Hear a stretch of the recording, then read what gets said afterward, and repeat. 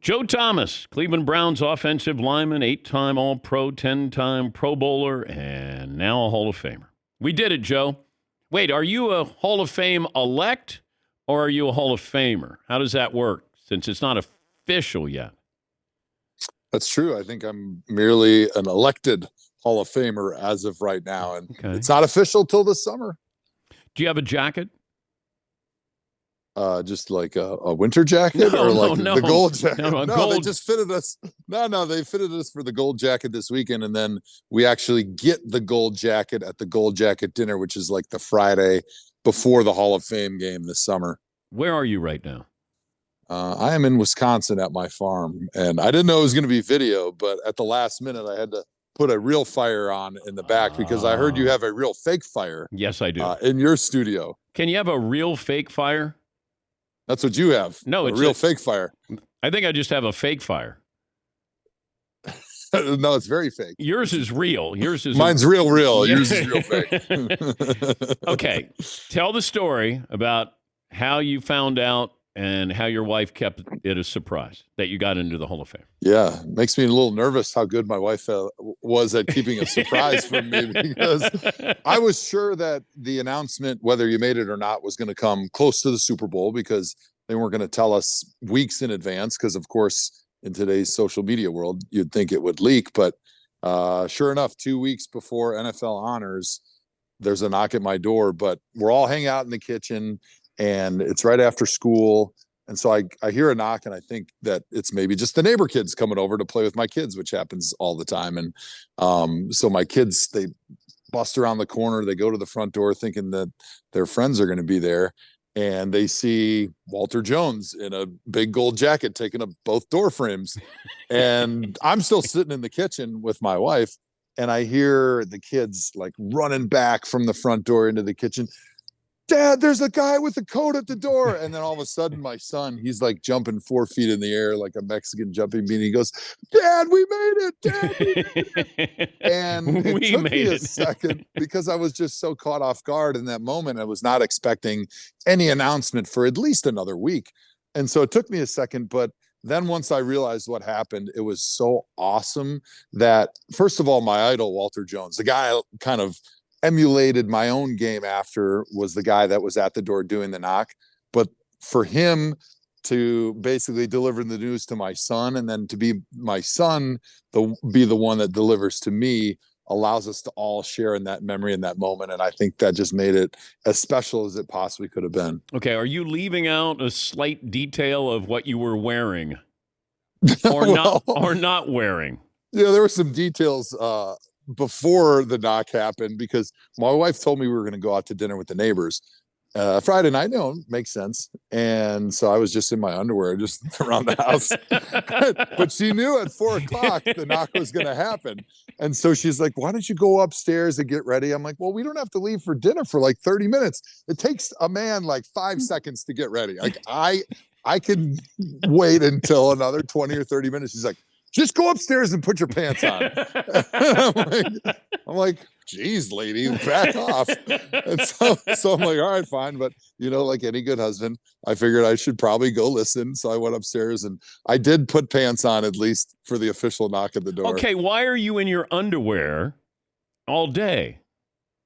I mean, that's what you do when you're retired from the NFL, right? Why would you put clothes on if you don't have to? I like that she's trying to get you to put your pants on, because she knows there's going to be a knock at the door, and you're going to be there in your underwear, where Walter Jones is there to tell you you're going in the Hall of Fame. Yeah, that would have been very embarrassing for me had anybody seen me in my underwear. That's awesome. Well, congratulations. Thank you. All right, a couple of things here. The condition of the field in the Super Bowl. Would you rather have grass or turf if you're playing?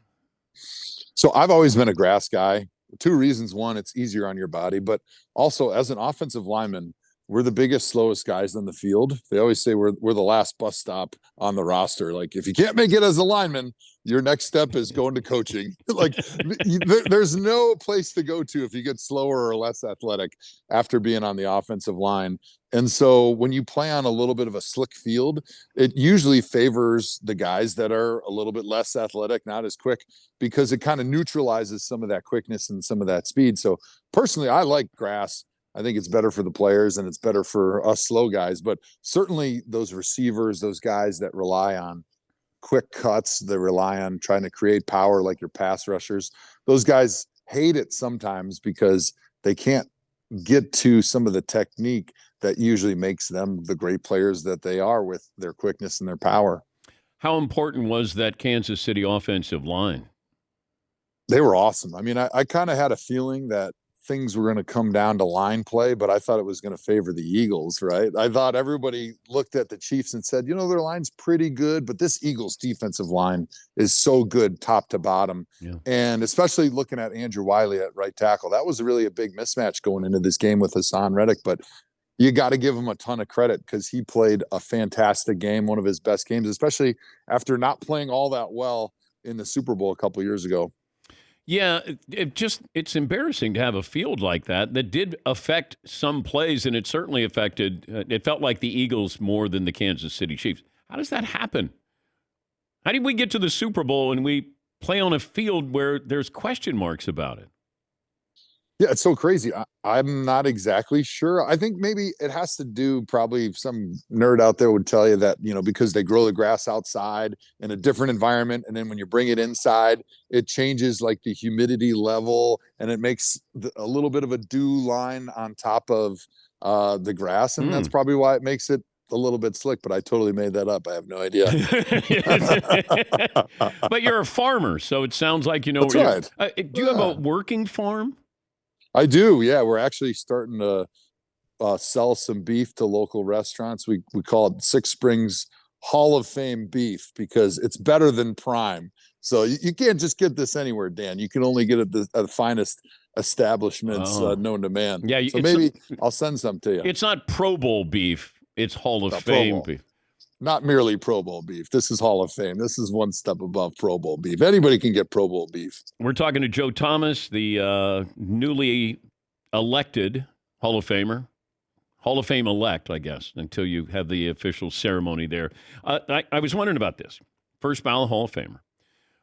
Would you be in favor of a different jacket color, any kind of designation that says you're a first team or first ballot Hall of Famer?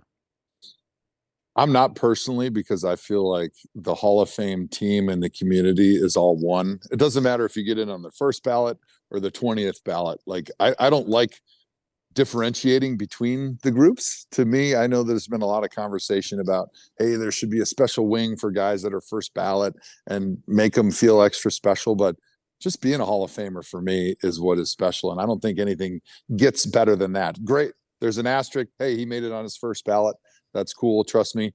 I'm very proud of that. But at the same time, I don't feel like I should be an elitist with a different color jacket amongst the greats in the game. Also, you went to 10 Pro Bowls. Now, that meant something. It doesn't mean that now when you go to the Pro Bowl. Right. And I'm wondering, is there a way to salvage being named to the Pro Bowl where just the first team, the guys who were initially announced as that Pro Bowl team, that's it, goes on your resume. Everybody else is sort of like, you're a contributor to the Pro Bowl weekend or like the slam dunk contest or three-point shooting contest. They're not all-stars, but they're there for the weekend. Because I don't want the designation to go away because it does help guys' resumes. Yeah, I would think that should be an easy change, right? The last thing you want to do is just allow somebody who was maybe the 8th person voted to the Pro Bowl to be considered, hey, I made 6 Pro Bowls. Well, actually, you weren't elected to any Pro Bowls, but because of people backing out and things like that. Tyler Huntley threw 2 more touchdowns than I did. Right. Yeah, I agree. I mean, I think to be a Pro Bowler, you should be elected to the Pro Bowl, and then maybe you played in the Pro Bowl, but otherwise you're just watering down what it means to be a Pro Bowler if you're the 7th or 8th person that actually gets elected on the first ballot. We all done questioning Jalen Hurts? I hope so. I've been a fan of him for a long time, and I think his game is what the NFL game is going to, where you have a quarterback who's a great passer, but also can hurt you with their legs and can stretch the field sideline to sideline. It just puts defense in conflict constantly. And I think the only downside of those type of quarterbacks is you do see them get injured more because they take a lot more hits. But also, you don't have to hold your block as long with someone like Jalen Hurts, I'm guessing. Well, yeah, absolutely. But also the other thing that's really important is those defenders, they freeze for about a half a second or a second on almost every play because they don't know if it's a run or a pass, because a lot of those RPO things, they're trying to figure out, hey, who's the person that they're putting in conflict? Who's the person that they're reading? And so it really slows the defensive and all their reads down. Explain to me, Lane Johnson, how is that not movement? He's a magician. I used to do that type of stuff in my game. You're going to try to take care or take every advantage you possibly can to get ahead of the snap count, to do what you can to gain an edge, because those dudes across from you are a lot faster than you are. Yeah, but it felt like he was getting away. Was he getting away with something? So you'd have to actually go back and watch the coach's tape to be able to watch right down the line of scrimmage and to slow it down when that ball starts to move, because you can see like, hey, he's moving first, but as long as that ball just starts to move when he moves, he's fine. I'm watching it right here. Kelsey's not even snapping it yet. Just a split second, and Lane Johnson starts to go back to pass protect. That's perfect. That's what I call perfection. Especially with no flag. Do you have pants on today? Just want to make sure. I can't show you that. Okay. I can't reveal that information. It's congratulations, and I don't know if you say to your wife to refer to you as Hall of Famer. Like, how does HOF? The Hoff? Yeah, I think I'm going to bring that up on Valentine's Day. Hey, by the way, honey, from now on, you need to refer to me as Mr. Hall of Famer. And I forgot your Valentine's present. Congrats, Joe. Thanks for joining us, buddy. My pleasure. That's Thank you. Joe Thomas, Hall of Famer. Yeah, imagine that. You're sitting around in your underwear, and your wife's like, put pants on. He's probably going, okay, he's up here. Come on, honey. Come on. You know I don't wear pants around the house. I'm a Hall of Famer.